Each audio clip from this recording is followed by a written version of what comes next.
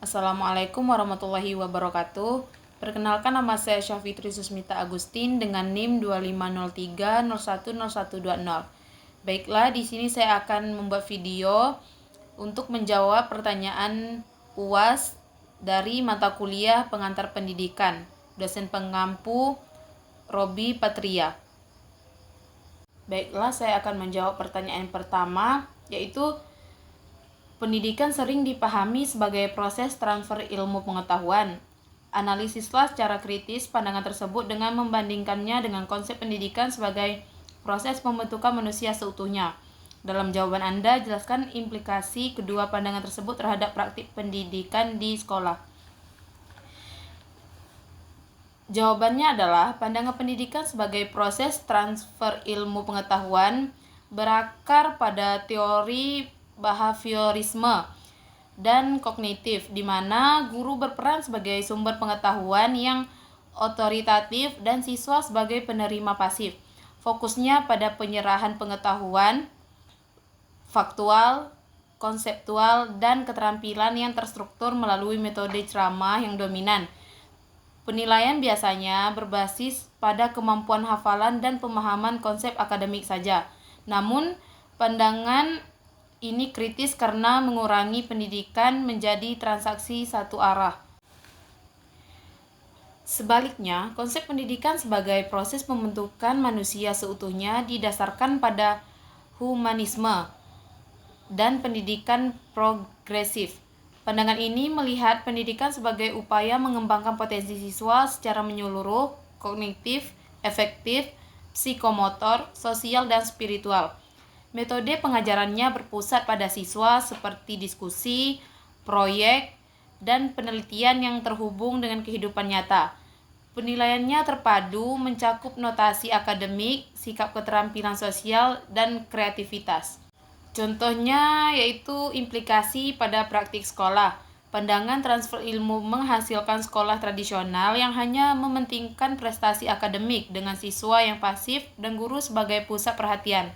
Sedangkan pandangan pembentukan manusia seutuhnya menghasilkan sekolah yang menggabungkan pembelajaran akademik dengan kegiatan karakter, ekstrakurikuler, dan mengembangkan kepribadi untuk membentuk siswa yang lengkap. Selanjutnya saya akan menjawab pertanyaan yang kedua, yaitu tujuan pendidikan nasional tidak selalu selaras dengan praktik pendidikan di lapangan. Analisis faktor-faktor struktural dan kultural yang menyebabkan terjadinya kesenjangan antara tujuan pendidikan nasional dan realitas pendidikan di Indonesia. Berikan contoh konkret. Menurut Undang-Undang Nomor 20 Tahun 2003, tujuan pendidikan nasional adalah membentuk manusia seutuhnya yang beriman, bertakwa, berakhlak mulia, sehat, cerdas, kreatif, mandiri, dan menjadi warga negara yang demokratis serta bertanggung jawab. Namun, realitas di lapangan seringkali tidak selaras karena faktor struktur dan kultural. Contoh faktor struktural yaitu kurangnya anggaran dan fasilitas. Banyak sekolah di daerah terpencil, sekolah pedalaman Riau hanya memiliki 2 ruang kelas untuk 5 tingkat tanpa laboratorium dan buku teks yang cukup, membuat pembelajaran tidak optimal.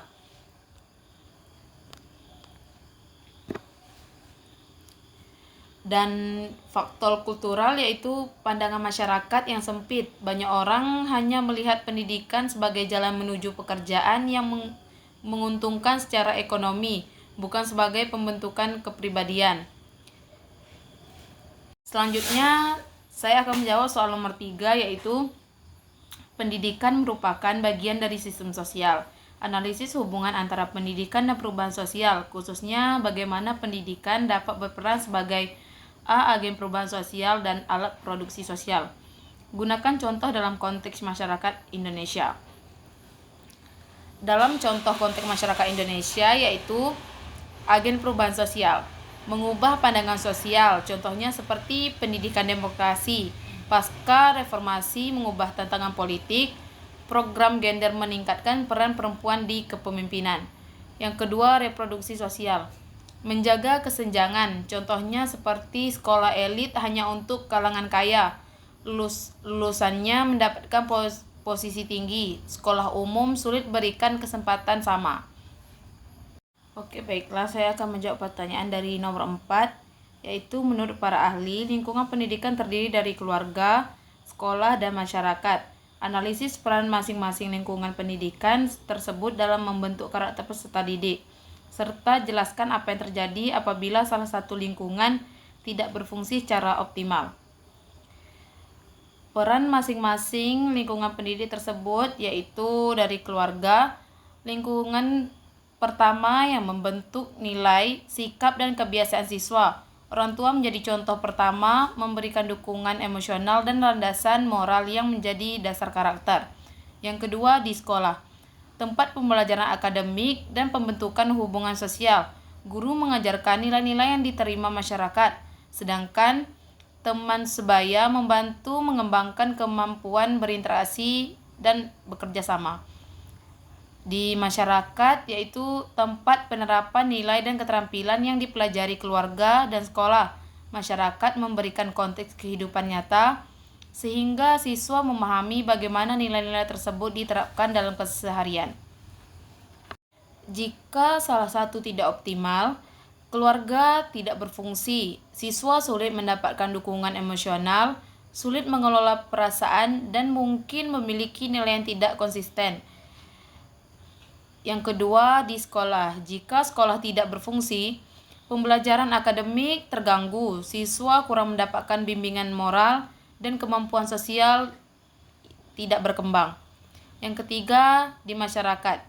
Jika masyarakat tidak berfungsi, siswa terpaparkan pada nilai-nilai negatif, sehingga sulit memahami dan menerapkan nilai-nilai positif yang dipelajari.